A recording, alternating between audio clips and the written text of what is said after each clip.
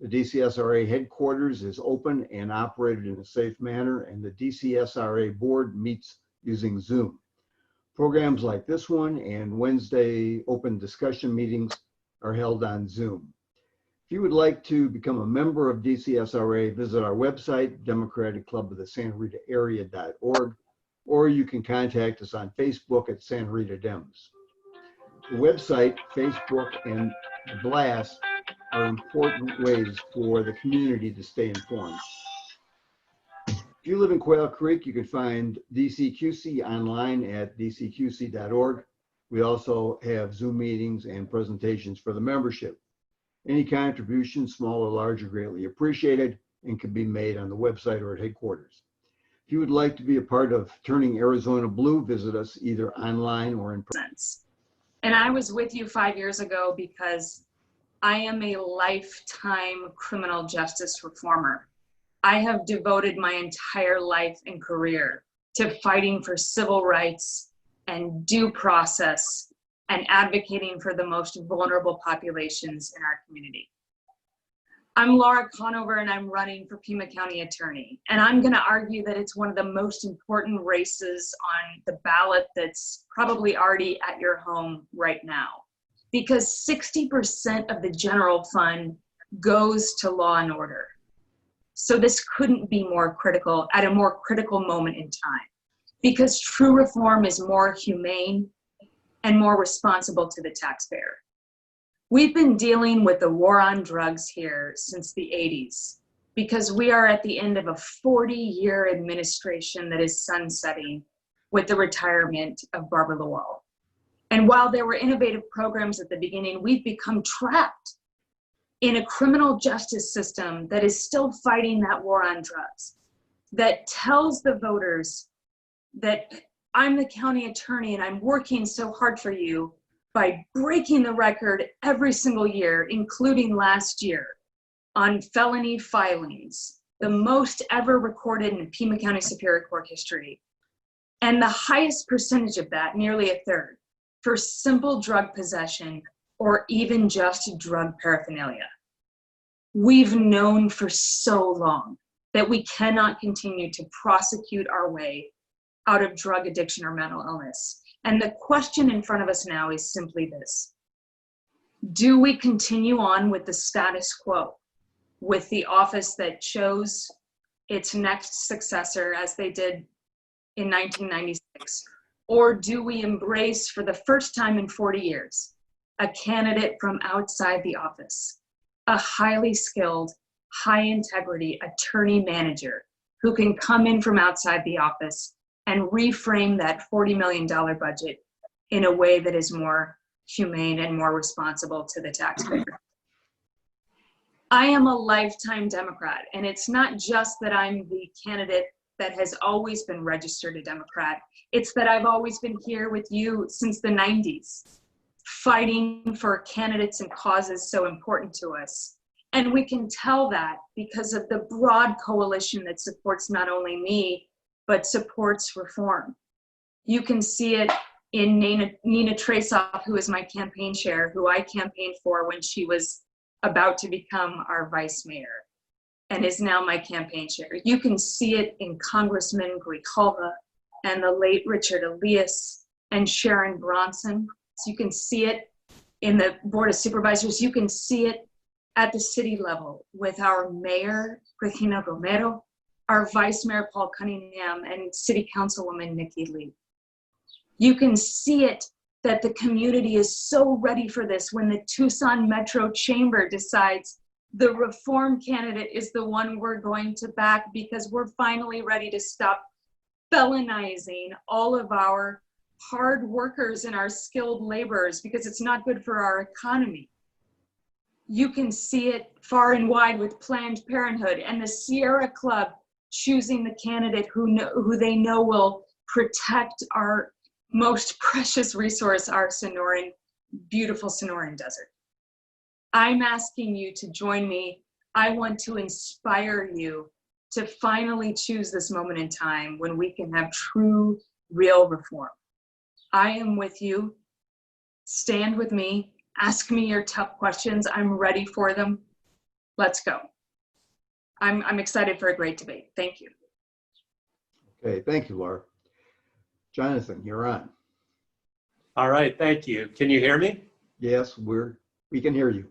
Excellent. My name's Jonathan Mosier, and I'm running for Pima County Attorney. And the question that you'll be deciding when you get your ballot, hopefully you already have it, the question you'll be deciding is absolutely not whether there will be change and reform, because that's a given. The question, and it's an exciting one that you get to decide, is who is best situated to bring you the change and the reform that we need while protecting community safety and victim rights. Because there was an important question posed at the beginning of the opening statements, and that is, what does the county attorney do? The county attorney is our lead prosecutor.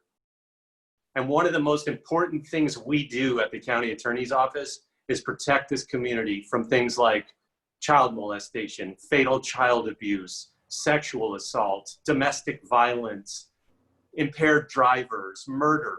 You know, we really do important work, whether it's burglary, car theft. We keep the community safe and we advocate for victim rights. That's a big part of what the lead prosecutor does. So you're not just voting for somebody who is going to change the system. We're going to talk about change at length, I hope. But you're also voting for somebody who is going to effectively protect the community and protect victim rights. Now, there's another component to what the county attorney does, and that is that the county attorney advises the sheriff, county departments, the board of supervisors. And when I say advise, I mean that the county attorney is the lawyer. I do not mean that the county attorney is an elected party politician who sets the policy for Pima County. If somebody wants to do that, they've got to run for that type of a job. This is an attorney job. And what we do is we advise county departments, sheriff, and I would love to talk about that legal advisor role very specifically during this debate. So who am I? I'm a lifelong prosecutor. I have wanted to prosecute since I was a kid, and I myself was bullied. In junior high school, I was a skinny little debate nerd, and I got picked on. I wanted to fight back against the bully, but I knew I couldn't win. At the same time, I was involved in debate, and I started to read about horrible things people do to one another, like murder and rape. I dreamed of fighting the real bullies in the courtroom. And that's what I've been doing for the past 15 years, taking on some of the scariest, highest profile, most important cases in our community, winning cases against people like David Watson, who killed 3 women and got away with it for 15 years. But more importantly, years ago, being promoted into positions of management and leadership, training all of our felony prosecutors, and then managing the entire criminal division. So I am a tested prosecutor and prosecution leader. I've been invited to speak about ethics for prosecutors for years, not just in Arizona, but nationally.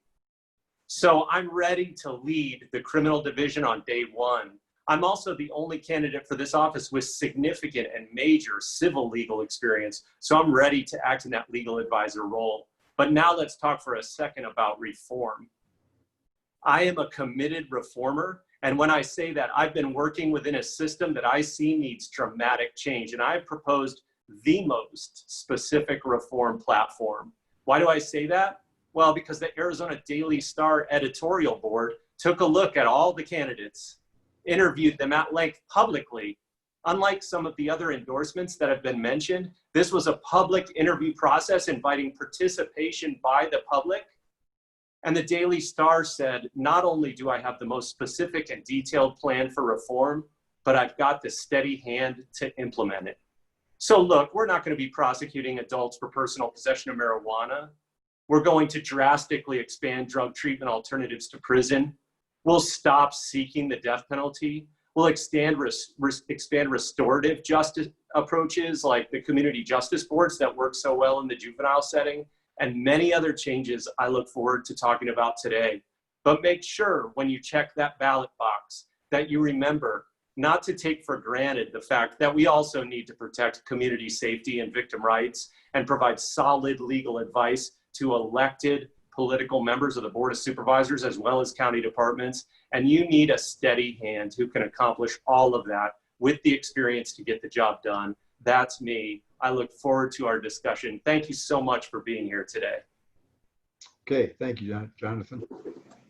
So Laura, we're going to go to you. And the first question is, how does your background and experience make you more suitable for being county attorney than your opponents?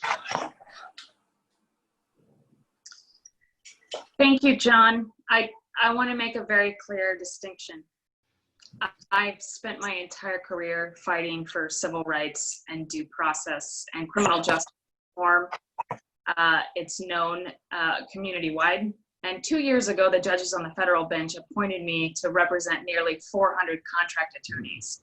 So I feel like I have more management experience than both of my opponents combined. We need to be very clear about comparing the two records. My opponent is talking about reform, and he wrote about reform on his website. But just last year, he was, as he just said, managing the entire criminal division, under which he continued to ask for cash bail to keep people in jail for only tiny bonds. He continued to break the record at an all-time level of simple drug possession filings, and he was prosecuting a death penalty case himself. So we need to look at what we've done, not just what we say. Okay, thank you. Jonathan, you want to answer the same question and handle any rebuttals? What was the question? The question is, how does your background and experience make you more suitable for Pima County attorney than your opponents?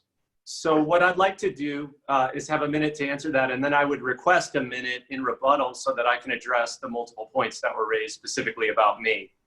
Okay. Thank you. So in terms of my own management experience and qualifications for the office, I think it boils down to a story I like to tell. 10 months ago, I was sitting around a table at the county attorney's office with all of the supervisors, bureau chiefs, the county attorney, and the chief deputy county attorney, all the leadership of the office. And at that time, I saw a problem. Our attorneys were drowning in cases involving personal possession of narcotic drugs, small amounts of drugs. And I spoke up strongly and said we needed to stop charging so many of those cases. Treatment alternatives work better. We can't simply be continuing to churn these type of cases. That approach was rejected. The reason it was rejected is because the county attorney sets the policy for the office, not the chief criminal deputy. Of course, if the chief criminal deputy sets the policy, then we won't be able to change policies if we're elected county attorney. The county attorney sets the policy. So as chief criminal deputy, my views were rejected. When the pandemic hit, they were adopted, and the jail population was reduced by 30% based on a suggestion I had made 10 months before. Nearly every bureau chief and supervisor in that room has endorsed my candidacy because they believe in my vision for change.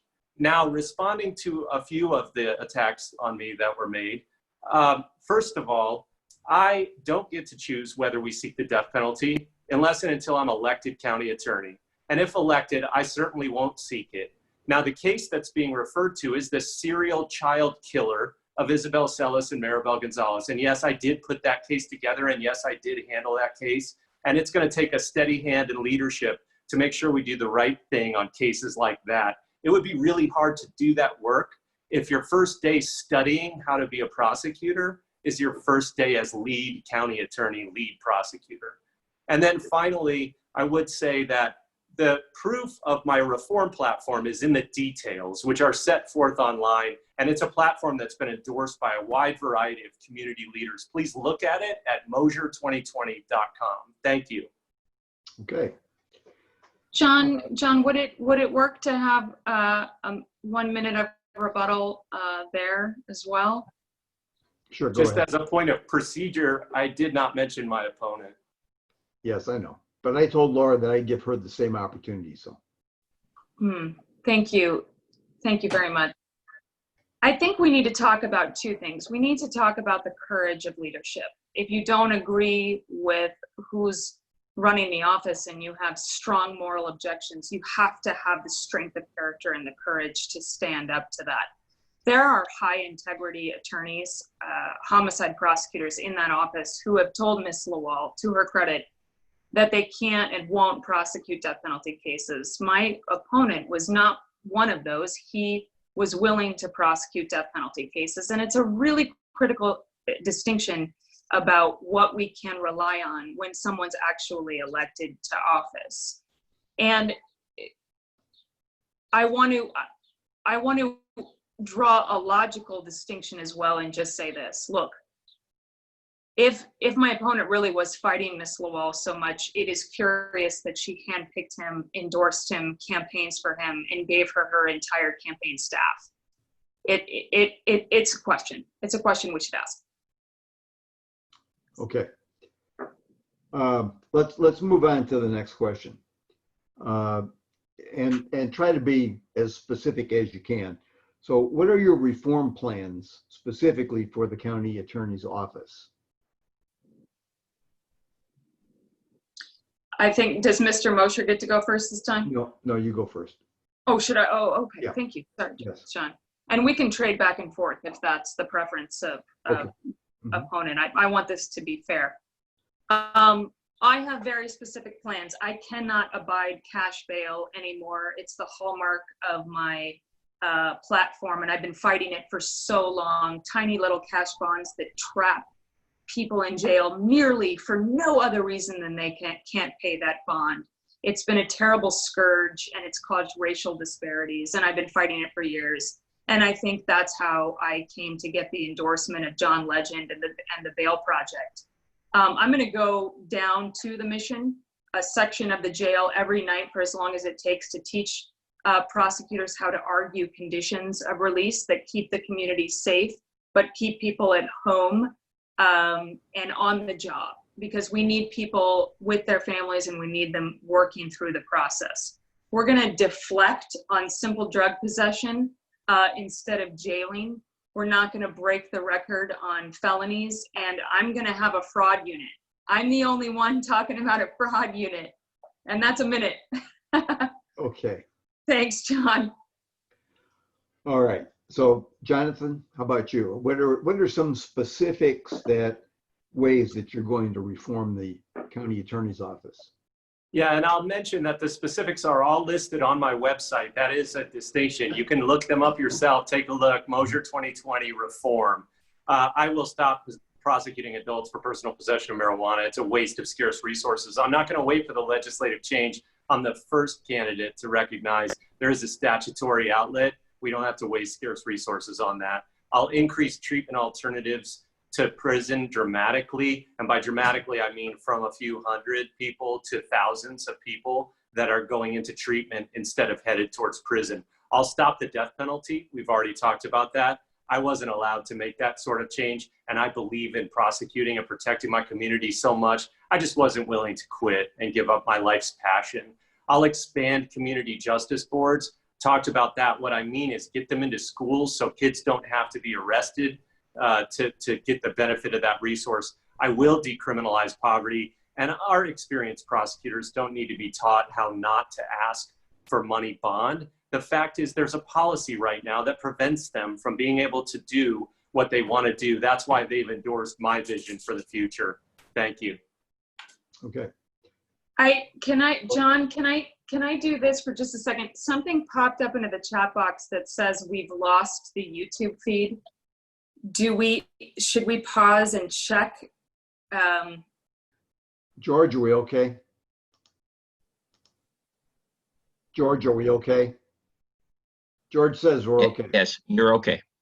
Okay, I'm sorry. It came across the screen saying we lost YouTube. Okay. It's Okay. it's showing live on the top on my screen. So thank you for letting me know. Okay, sorry. All right. So, let's see, I'm going to give this question to Jonathan first.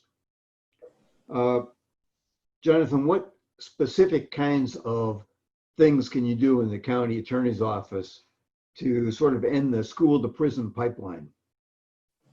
That's a great question. It dovetails with what I've been talking about too quickly in terms of community justice boards. So we've done some good work here in Pima County, and rightfully people should be proud of this, that we have decreased the number of kids in juvenile detention from 400 to around 40. So there is excellent work being done in that respect, but there's still more to do. And so when I say expand community justice boards, what I'm talking about are these are almost all volunteers. They're just a couple of employees, so they don't take a lot of money, which we all know is in short supply. And what they do is they provide kids who are in trouble with an avenue to get back connected to their peers and their teachers in a positive way that's not punitive. So a kid who's into art might help paint murals instead of, being sent into detention or something like that. What I want to see is the expansion of that type of program into the school setting, so you don't need an arrest in order to get the benefit of this program. That's why I'm endorsed by so many educators. Take a look at my endorsements at Mosier2020.com. Thank you. Okay. And Laura, what would you do to stop this school to prison pipeline? Mr. Mosher is correct that we've made great gains on taking the juvenile detention population and shrinking it down, but at the same time, racial disparities went way up. That's a terrible, terrible problem that should have been addressed years ago. And it's not only that, we don't even want children in the system at all. I mean, that's the gold standard there. I'm working with active school board members already, Adelita Grijalva and Crystal Foster, to make sure that I'm fully educated on where we need to go. And in 2016, there was a beautiful commission of judges and lawyers that came together to create a book that each school would have to make sure that we were calling behavioral health technicians and school counselors instead of 911 to decrease the police coming into schools. The Pima County Attorney's Office walked away from that commission and it died on the vine. Not under my watch. We're just going to have a new day going forward. Thanks. Okay. So school districts, and I'm not that familiar with Pima County school districts, but school districts oftentimes have alternative schools for kids that have serious behavioral issues and learning issues. And those kinds of schools are usually better prepared to deal with those kids because the teachers and the administrators have better skills in terms of dealing with problem kids. Do you work with those particular kinds of schools in Pima County? I mean, are there schools like that in Pima County? And I think this is my turn, John. This has not come up yet in the debate, but I sit on the board of Edge High School. It's an extraordinary program that was designed by one of my mentors, Greg Hart, the founder of Adult Education for all of Pima Community, and then later Pima County, and then later Pima College, near and dear to all of our hearts. And so I sit on the board of Edge High School, which he also founded in his spare time, which is a credit recovery program. It literally says we will take any child out of prison after pregnancy, after delinquency, after being thrown out by other districts. They're extraordinary. So that couldn't be more on my radar. I work with those kids now. I cheer on the Edge High School basketball team. You're going to have a real juvenile justice warrior in my administration. Okay. Jonathan, what would you like to say about that? Yeah, I think it's really important that we figure out why it is that we would not want police and prosecutors having close connections with all schools and school administrators. And there are some really good reasons why we've worked against ourselves in that respect. What I mean by that is that currently school administrators, teachers, they know that if the police or prosecutors are involved, that can be a very dark road to go down. And nobody wants us walking down that school prison to pipeline unnecessarily. That is exactly why I'm proposing an approach where we're involved when a kid gets in trouble and they're being sentenced to or sent to things like the alternative to suspension program, we've got to be aware of the fact that that's really no programming at all because of the disastrous underfunding of education in Arizona. And so that's where the CJB type programming would come in, so that we could give something to kids who are starting to get into trouble instead of just separating them from their peers and their teachers. That's exactly the type of program I'm talking about. Yes, absolutely. We will fight against the school to prison pipeline, and we'll work with kids who have, difficulties learning, behavior trouble, whatever it takes. Okay. So as the county attorney, Laura, is there, what can you do about a problem that I have only recently come to realize exists, and that is illegal gun sales on the Pima County fairgrounds? I'm not sure if you're aware of this or not, but my guess is you are. I am. Okay. What can you do about it? So it's a huge legal conundrum right now, John, because the city was able to get rid of the gun show loophole at the Tucson Convention Center. So then it begged the question, well, why can't the county get rid of it at the Pima County Fairgrounds? There's a Pima County Fair Commission, and that's a body and kind of a legal entity in the middle of that question.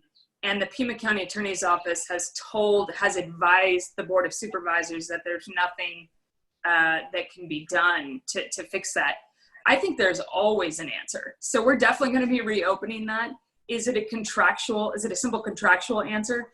Renegotiating the contract. If you want to continue to have the fairgrounds on Pima County land, we're not going to be selling guns under the gun show loophole. You just don't give up. You don't give up on an answer like that. Okay. Jonathan, what do you have to say about that? Well, this is one area where, again, we agree it's who's the best person to deliver what we need done. And absolutely, positively, I admire what the city has been able to accomplish. We cannot be having gun shows at the county fairgrounds where there are not background checks. One issue there, which any civil attorney with experience would understand quite well, is the advice that should be given to the board in terms of liability and potential risks. And I don't want to hear about insurance coverage, because you're also talking about premiums and costs to the county that are hidden. So look, we are going to find a way to do what the city has, in my opinion, bravely done, which is to say we are simply going to, at every step, challenge this, what I consider to be a ridiculous Arizona Supreme Court opinion that somehow, we couldn't possibly have any program that impacted negatively upon a gun. That just can't be the right state of the law. And I'll fight that all the way to the Arizona Supreme Court and the US Supreme Court if I have to. So yeah, I don't believe in gun shows without background checks occurring on Pima County property, and the Fair Commission ought to prevent that. And if they won't, we ought to be advising the board that that's the wrong way to go.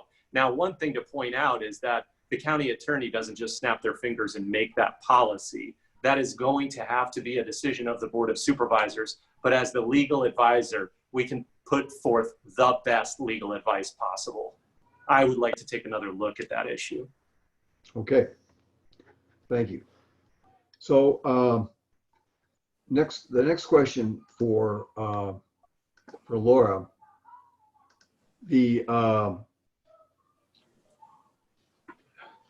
what would you do about elder abuse, especially financial abuse of the elderly by family members and friends?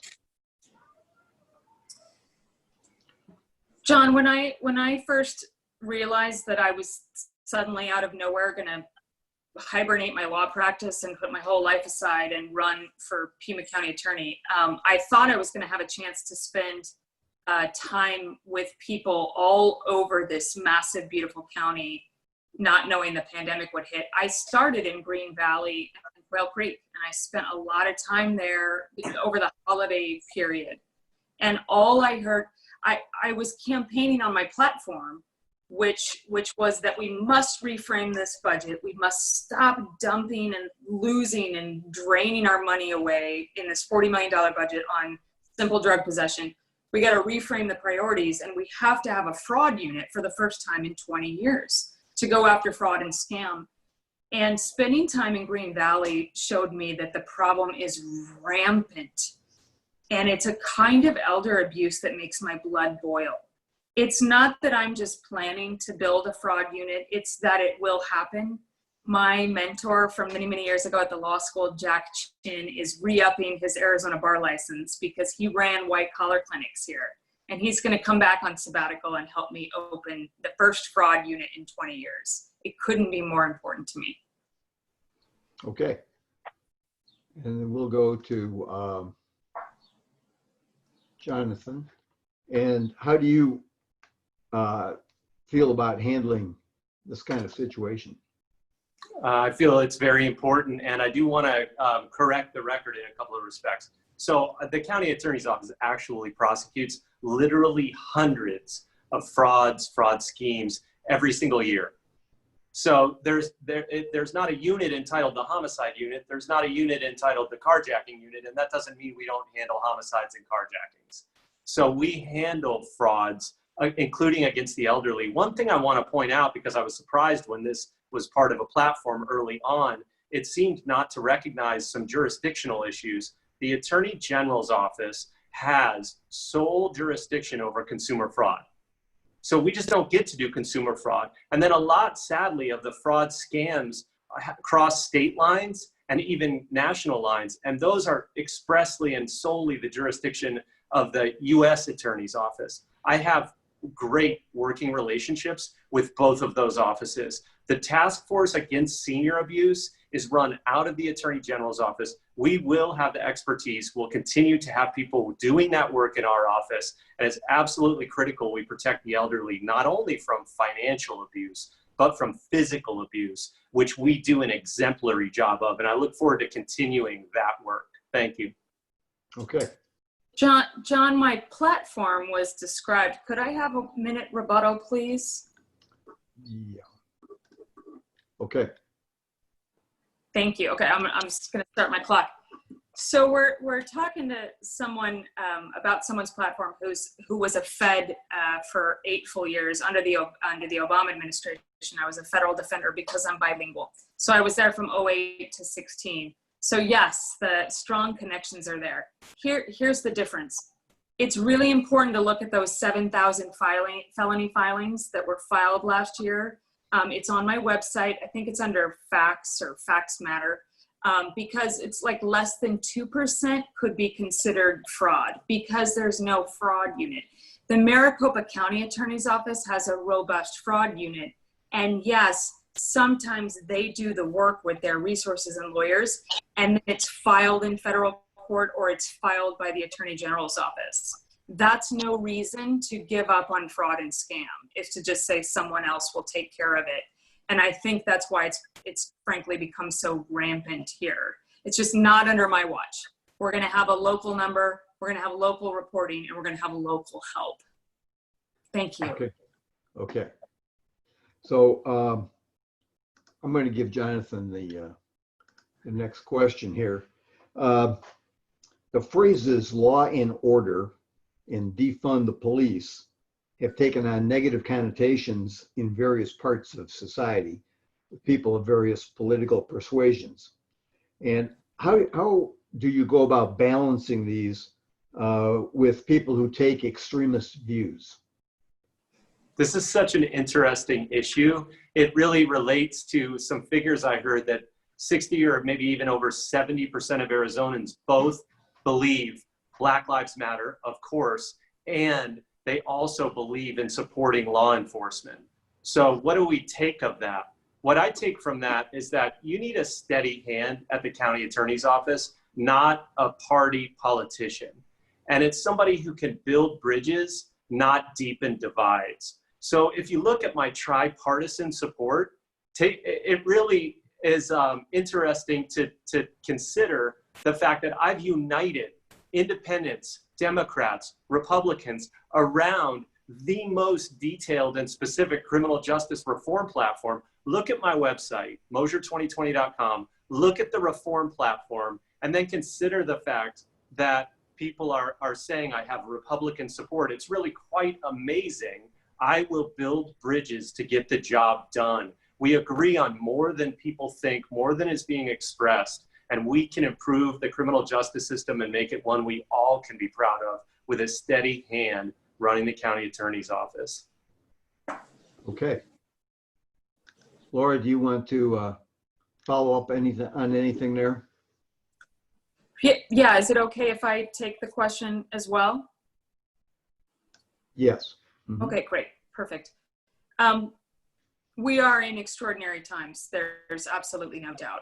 And that's why we need a strong, present, ever active, ever accessible, ever available community leader and a really good communicator. We need someone that explains that defund the police means to bring medical professionals in to respond to medical crises, just as my brother does in his work in the mental health unit that he founded here for our community. We need someone who can push modernizing the police. We need someone who can take her endorsement by the Sheriff's Deputies Association and her endorsement by Mass Liberation and Lucha and literally bring people together at the same table. This is the kind of community leader we need right now more than ever. And it's not just that, it's also someone who understands that when we restore the general fund, it comes at a time to give small business recovery. I mean, pandemic and trauma in the streets, this is the time to bring in a Tucsonan for true leadership. Thank you. Okay. And Laura, I'm going to just give you this question and we'll go back to Jonathan to follow up on it. As of yesterday, when I checked, Pima County has had 11,000 plus cases of COVID-19 and about 300 deaths. Elected officials that have promoted no masks, opening bars and restaurants, and other actions that have caused the spread of the virus, I think are culpable and for all of the mortality and morbidity. And would the Pima County attorney consider prosecuting those people for their actions? This is a tough question, and I can tell you what I've been doing is I monitor it every morning. We passed 2,000 deaths statewide yesterday, and I monitor it because I'm still the manager for those nearly 400 attorneys in federal court, where I worked across the aisle, even with the Republican appointee, the federal prosecutor, because he's my counterpart. And together we moved 1,800 nonviolent migrants out of custody before the virus hit, knowing that it would be like a tinderbox in those jails. That's the leadership you need. So you need the strong leadership for preventative behavior and preventative actions. But you also have to be a strong leader to make unpopular decisions at times, which is basically the hallmark of my entire career, fighting for the Constitution. And if the endangerment statute is necessary, if people are recklessly endangering lives, that's what the endangerment statute is for. And this is going to take incredibly strong, courageous leadership. Okay. So Jonathan. I just got a message I had been muted. Sorry about that. No, you're okay. I hit the wrong button.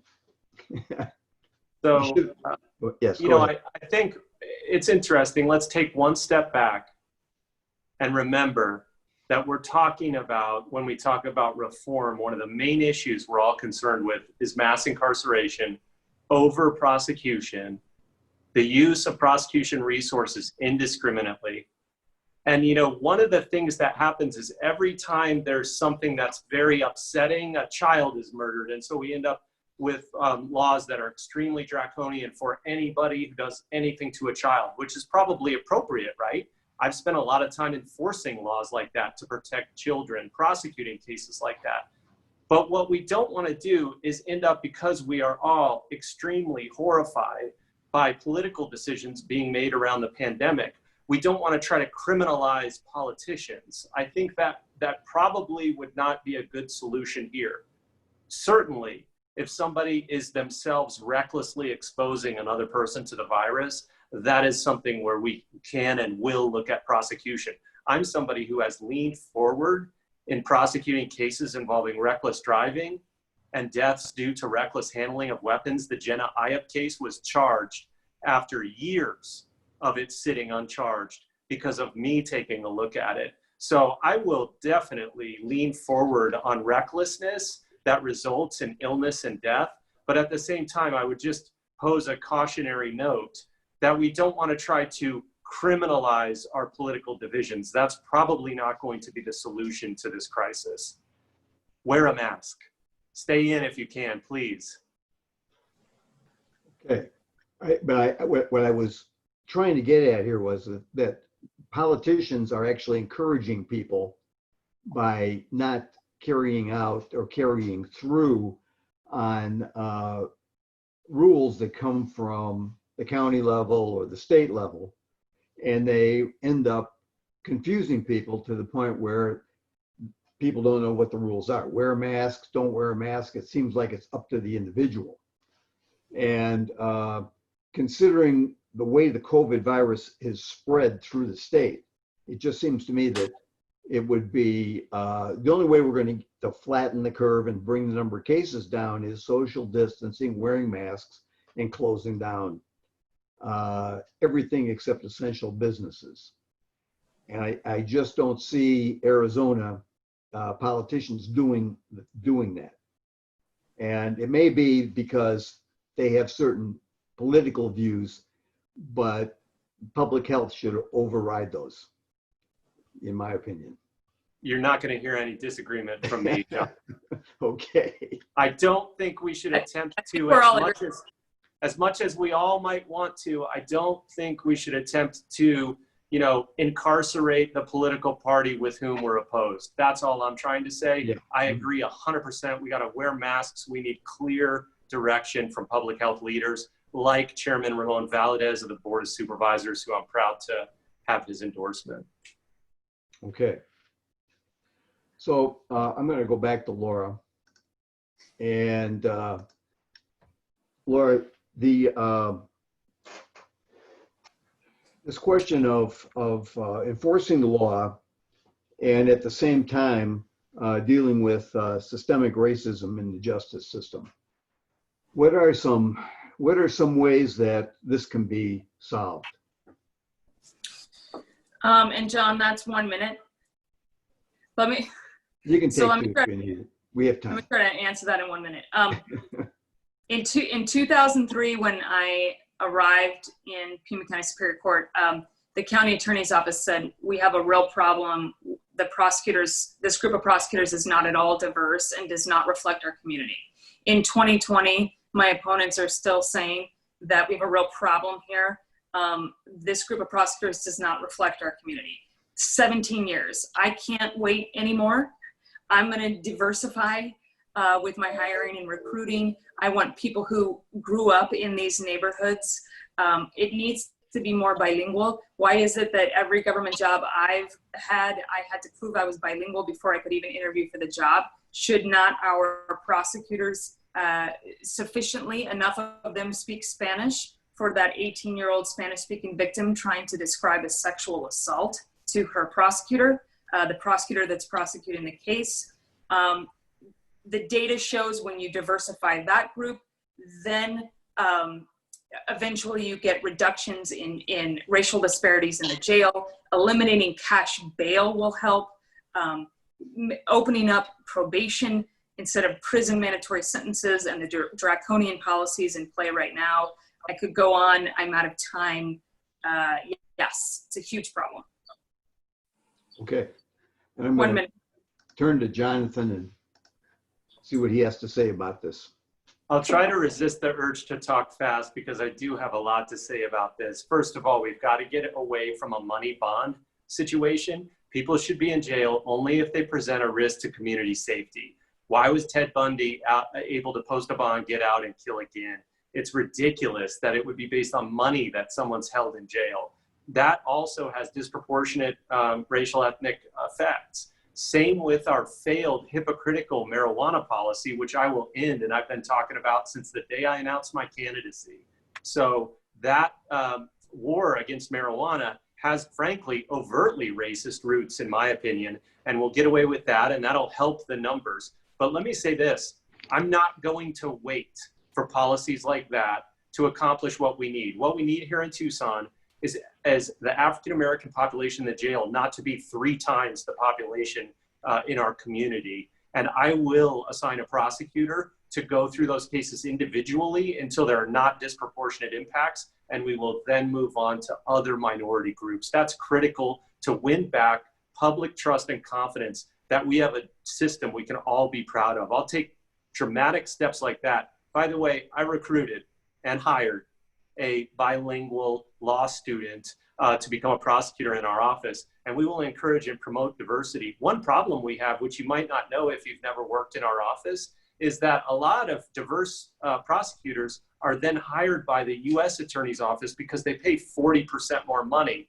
We probably can't do that, but I will be able to give our newer and intermediate prosecutors a little bit more money without asking for more from the Board of Supervisors. In order to promote diversity, we've got to be able to pay people commensurate with what they can earn elsewhere, or as much as we possibly can. Look, people love working in our office. We will be able to retain people as long as we pay our beginning attorneys something that'll encourage them to stay.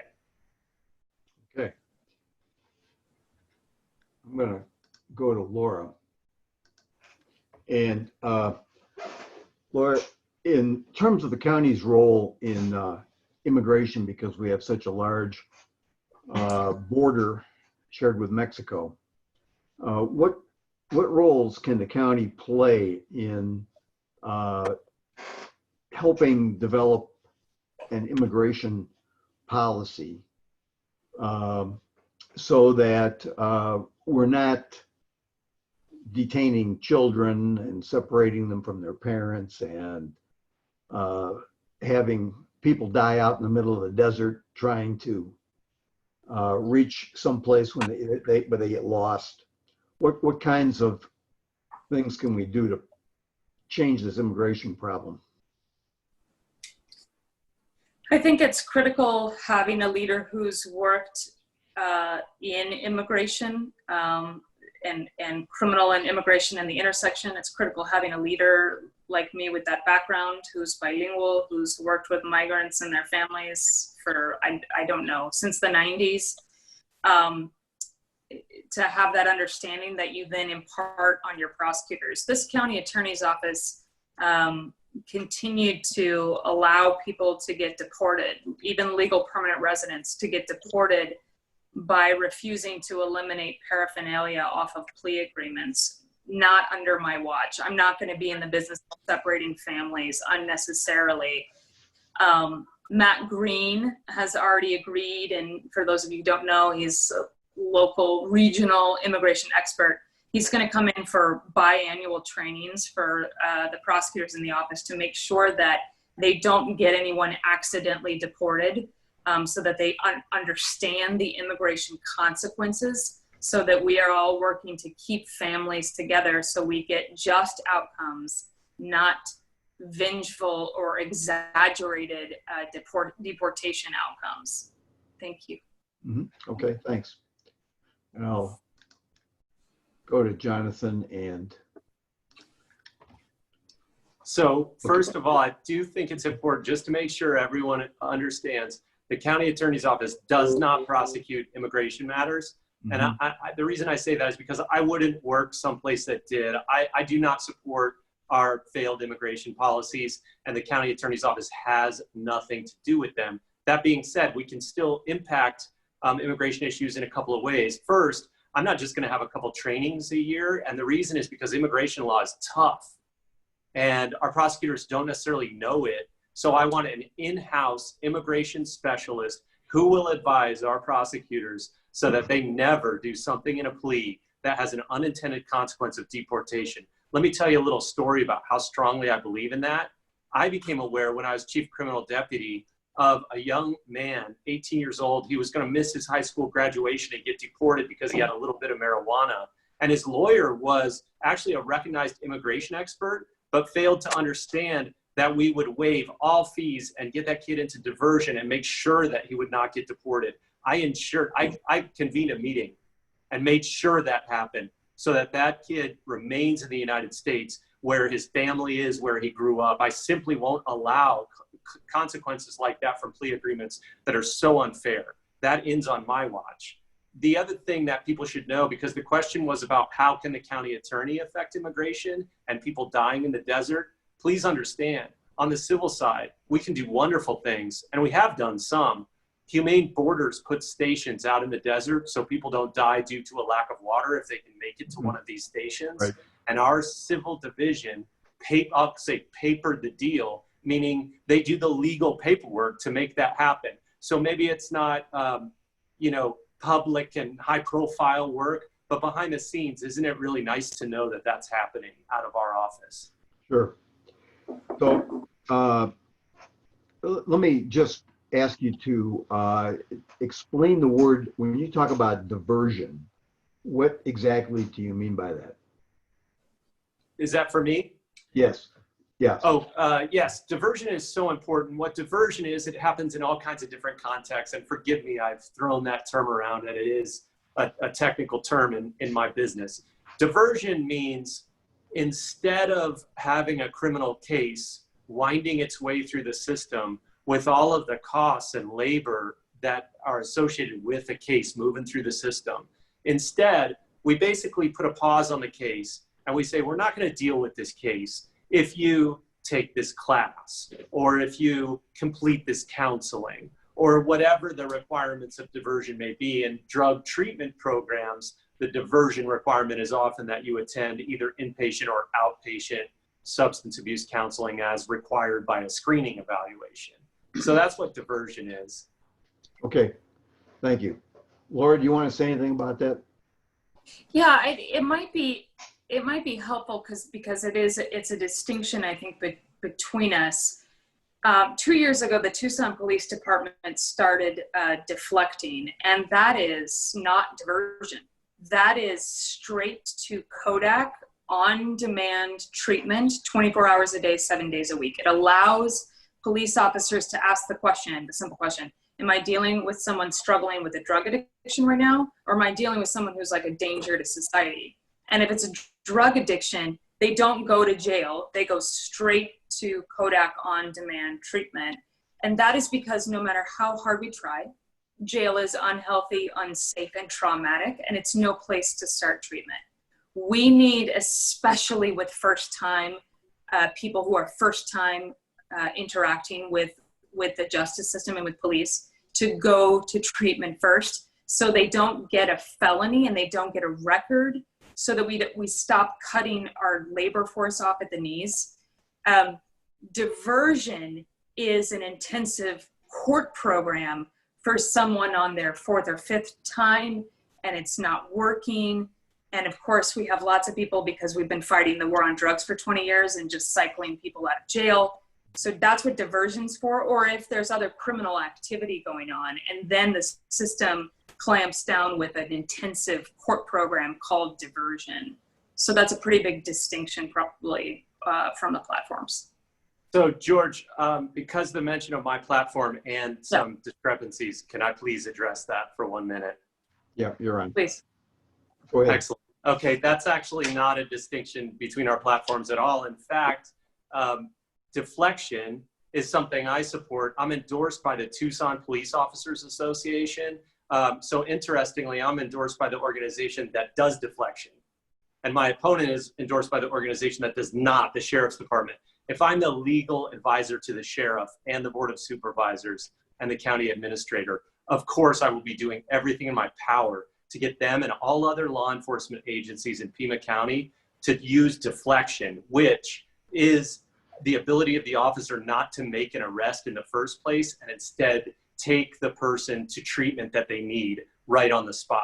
So we all agree on that. That's not a distinction at all. The only distinction is I'm endorsed by the organization that does deflection.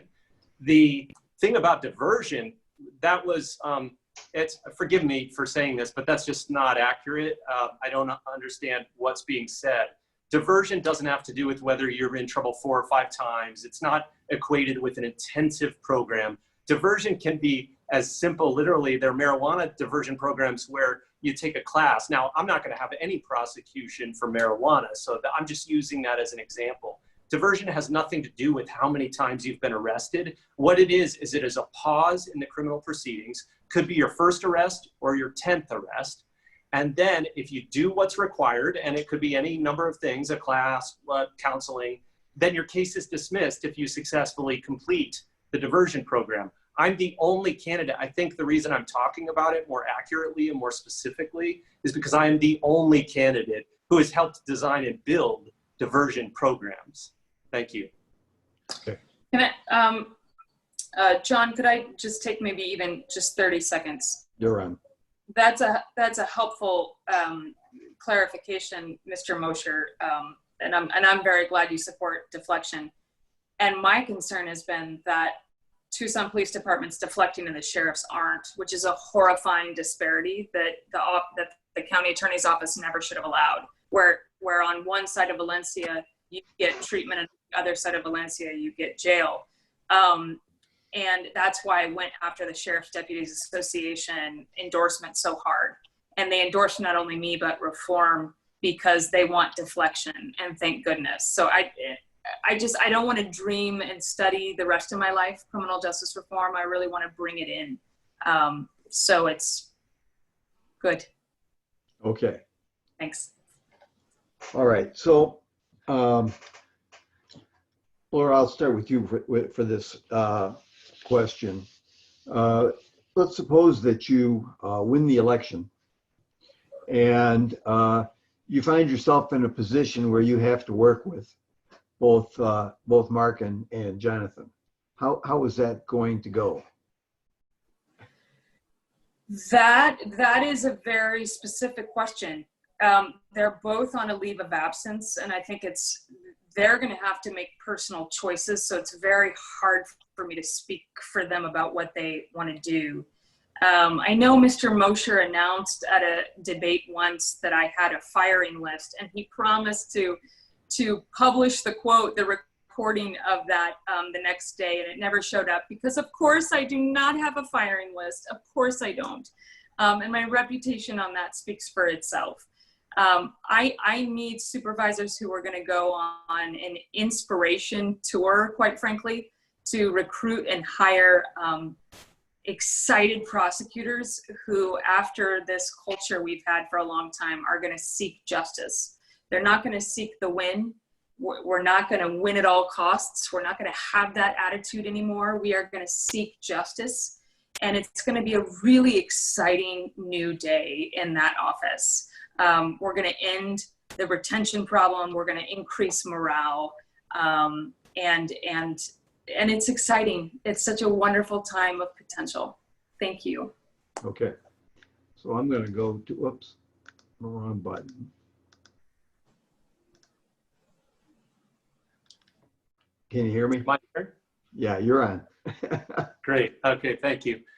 So I am not interested in the least in managing with any vindictive approach. So anybody who's qualified, skilled, and able to do the job is going to be considered for the job and hired, promoted, retained as appropriate. That I am a big tent type of leader. In other words, I like big teams of great people doing good work. I think that's why I got, and I really find this pretty heartwarming. After being chief criminal deputy, I embarked on this campaign, and nearly every bureau chief and supervisor who report to me as their manager, essentially, what you might call their boss. I don't like that term, but I worked with them, and nearly every one of them endorsed me and my candidacy.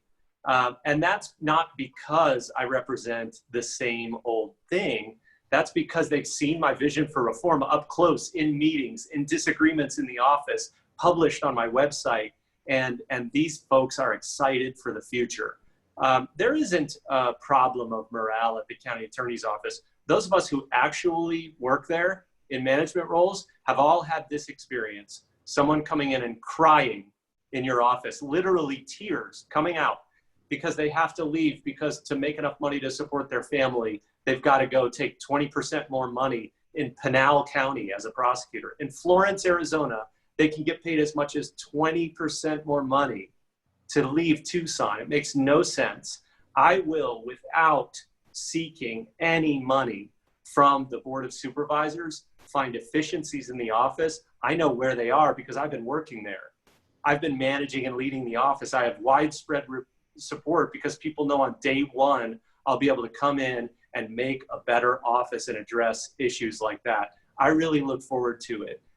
And I mean, briefly, if I should address the point made previously, you can't have a plan to hire a bunch of new people. We've already heard about Jack Chin, a professor who I'm not aware of his fraud prosecution experience, but that's one of the plans. We've had other people mentioned to come in with Ms. Conover, and you can't hire all these new people if you're planning to keep our great prosecutors, our hardworking prosecutors who are currently there. So I've got a great team. I want to lead that team, and I look forward to change and reform as outlined at Mosier 2020. Okay. And John, so John, may I just briefly respond? And Okay. I'll start my clock. Thank you.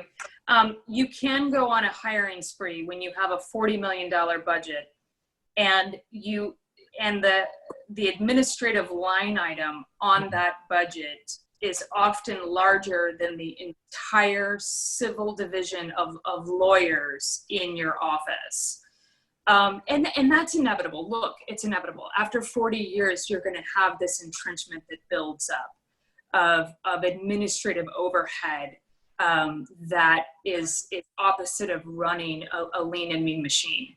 So we are going, and the problem is the retention problem when they have to refill the felony trial unit every 2 years. So we are going to have the resources literally immediately available to go on a beautiful hiring spree and recruit young, talented attorneys who want to come in and fight for justice. It doesn't require firing anyone, which of course is why I don't have a firing list as he announced previously. It's going to be a really positive time going forward. And I think you can just feel this positive energy coming from me. It's going to be contagious. Thank you. Let me ask you a quick question now, because I don't quite understand the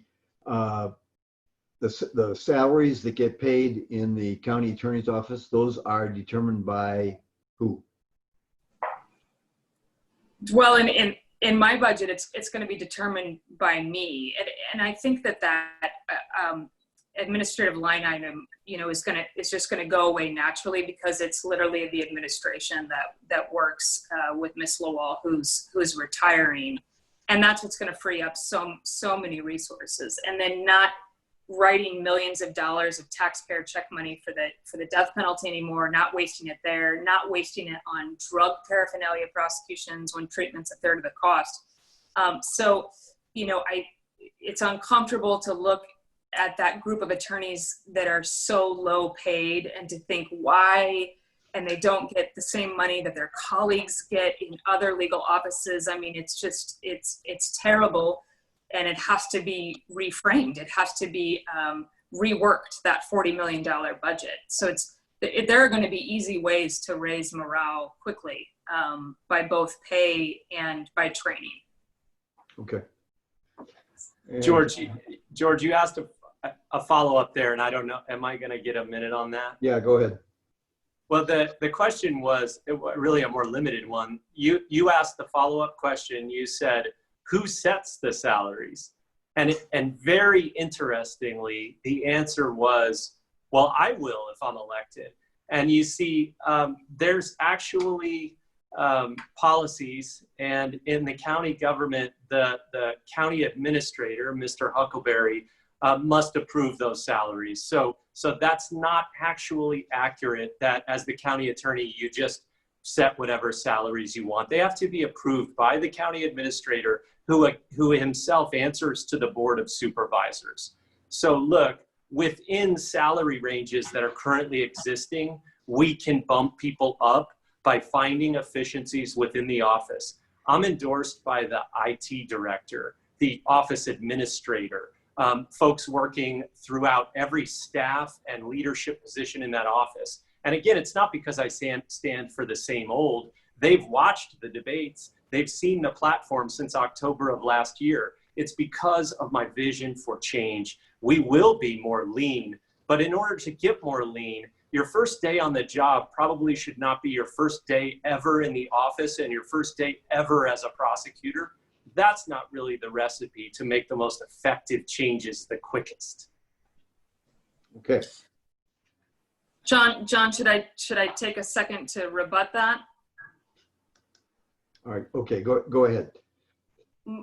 Correct. The county administrator does have some oversight, even though I will be an elected official, but it's not like the county administrator is going to decline raises when they're fiscally responsible. They're not going to decline moving administrative overhead money to the fighting soldiers, these young people who are keeping our community safe and sound. So of course that would be approved.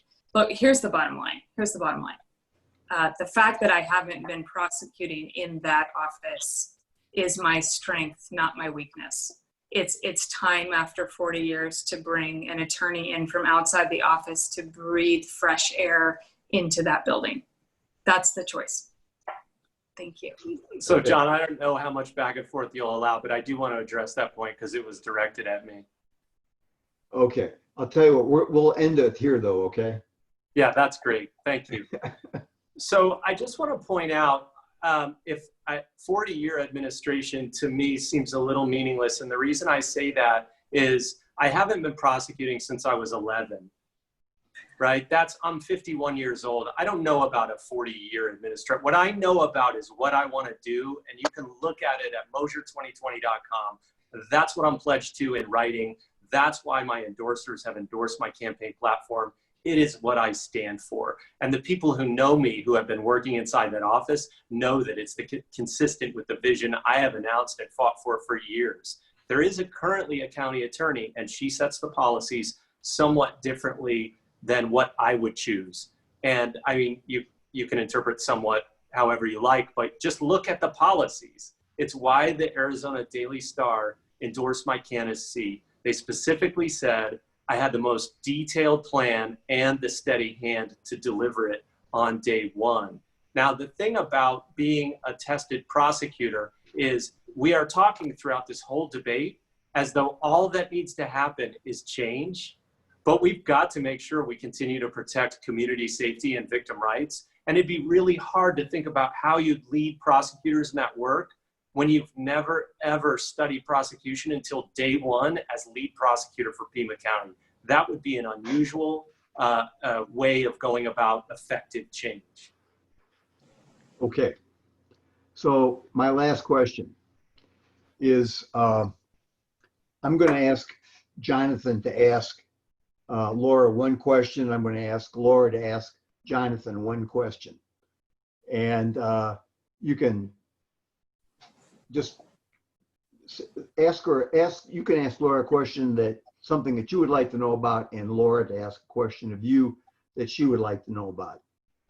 So would you like to do that first? Sure. So my question would be, first of all, just yes or no, and then a follow-up to it. So yes or no, have you ever prosecuted a single case? And if the answer is no, how do you plan to make decisions about what cases we do and don't charge when you're sitting in the room with a bunch of other experienced prosecutors and they disagree? Okay, Laura. John, this is a brilliant creative idea. Jonathan, thank you for your question. My brother went to the academy, entered the academy when I entered law school. And he likes to say that I know more about the real life of law enforcement than most prosecutors ever will. And that's the kind of training and life experience I can impart upon a new group and the next generation of prosecutors. Just think of that wisdom and life experience. Just think of the fact that in the last 5 years in my small practice that I founded, I became a legal victims representative. So unlike a prosecutor who does not represent victims, I literally was their attorney. And think about 5 years of working with victims and their families, and the level of communication and the delicacy of communication that I can impart and train on prosecutors. Think about the depth of the Constitution and due process and justice and not crossing the line. Think of what I can bring to that group of prosecutors to help change culture. And most of all, think about the hiring that I'm going to be able to make so that these prosecutors not only have supervisors, but mentors, high integrity, high quality career prosecutor mentors working inside the office for a new positive day going forward. It absolutely excites me. It's worked in other communities, and it's the reform that's going to come here now under my administration. Thank you, Jonathan. Okay. So, Laura, now it's your turn to ask Jonathan a question. Just any question, right, John? Yeah, keep it clean, I guess. Right. He's told me so much already.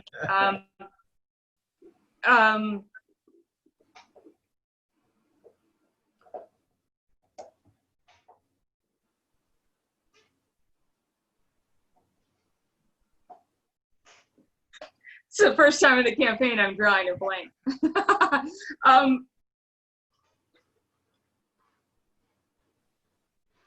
Jonathan, how did you, look, I grew up here and I love Tucson. How did you find Tucson? How did Tucson happen? So great question. So I graduated from Iowa Law in 95. I think it might have been 94, and moved to Arizona. I wanted to live out west, and I came and clerked for the Arizona Supreme Court. And during that clerkship, I fell in love with the Sonoran Desert. I loved living in Phoenix. And I passed the Arizona bar back in 1995. And then I got a little distracted from my dream of being a prosecutor. I planned to stay in Arizona and be a prosecutor. But I took a job with a law firm, and ended up kind of basically chasing money and living a life of, frankly, alcoholism, workaholism, addiction for many years at large law firms in Southern California. When I got sober, it kind of turned a light on in my life again. It's really like a moment of grace. I wouldn't be where I am without my sobriety. It's the most important thing. And I say that knowing that Heather is the most important, my wife, Heather, is the most important thing. But without my sobriety, I have nothing. And it gave me a new lease on life, and I was able to give up the money, the prestige of the big firm. I sold my house in the Hollywood Hills and moved to Tucson. I interviewed at many places, but I was looking for a place where I could make a difference quickly. And if you want to be a prosecutor and you have a bunch of experience, and at your interviews you say, hey, I want to prosecute murder, rape, a lot of offices will say, well, get in line, it's going to take years. And when I interviewed with Barbara LaWall, she said, well, I have the job for you. And I've never looked back. That's why I came to Tucson. It was the right place for me. I'm really glad I returned to the desert. And yeah, thanks. Great question. Okay. So I think we're at the end, and I see that there's no questions from YouTube. So we will go to the wrap-up speeches. And I would encourage you to provide your website addresses for people who might be interested. I think both of you have over the course of the debate. But Laura, why don't you start with your ending presentation. And John, we're going to keep this to 3 minutes. Is that right? Yeah, try to 3 to 5 minutes. Well, that's a big difference, John. It's 4:30. Let's do 3 minutes, Mr. Okay. Mosher. 3 minutes. I can commit to 3. So I grew up in Tucson. This is the only home I've ever known. I was a baby and my mom was expecting my brother, so he gets to be the true native. And when I say 40-year administration, it's because Steve Neely and Barbara Lawal worked together. She was very quickly his second in command. And so I say that because this criminal justice system defines my entire life here.